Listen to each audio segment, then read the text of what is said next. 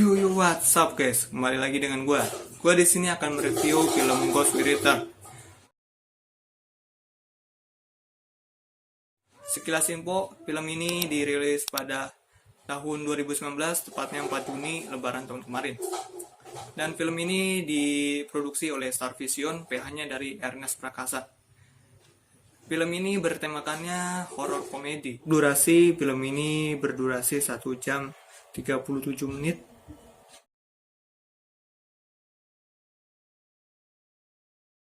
Karakter yang ada di film ini. Karakternya ada Ge Pamungkas berperan sebagai Galih, dan ada juga Asmara Abigail berperan sebagai Bening, adiknya Galih. Terus ada Tadzana Safira berperan sebagai Naya, dan ada lagi Andy Narvion berperan sebagai Darto, adiknya si Naya ini. Dan ada lagi si Deva Mahendra berperan sebagai Vino, pacarnya si Naya.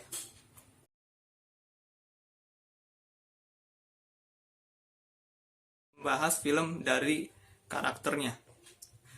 Naya ini seorang penulis novel, dan dia sangat-sangat butuh uang karena dia hanya hidup bersama satu orang adiknya. Mungkin orang tuanya ini udah meninggal. Terus dia berpindah kontrakan dari kontrakan yang lama ke kontrakan yang baru. Nah, di saat itulah kejadian-kejadian horor pun menimpa dia, karena dia mengambil sebuah diary book punya si Galih ini. Kan karena dia mengambil diary book si Galih, makanya dia bisa melihat si Galih ini, dan akhirnya si Naya dan si Galih ini bisa bersahabat walaupun si Galihnya ini seorang hantu.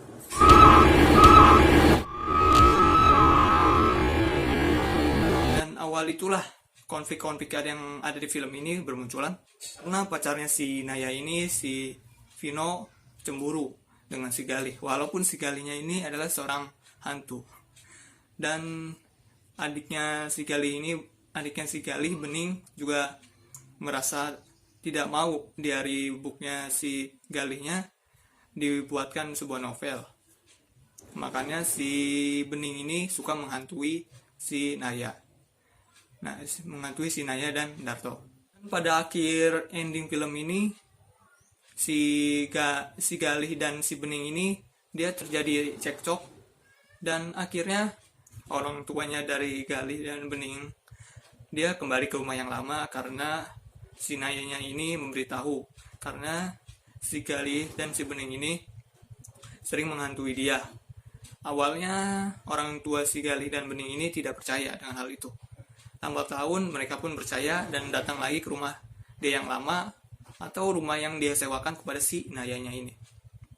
Dan akhirnya si orang tua si Galih dan Bening dia bisa melihat si Galih dan Bening walaupun dia jadi seorang hantu dengan cara memegang diary book dari si Galih. Ini akur kembali dan tidak mengganggu si Nayanya. Dari film ini diary book punya si Galihnya akhirnya dijadikan sebuah novel oleh si Naya, karena sebelumnya diary book si Galih dijadikan novel oleh Naya, diganti kata-katanya atau dirubah sama dia biar lebih dramatis dan lebih ada kesan gimana gitu agar lebih laku.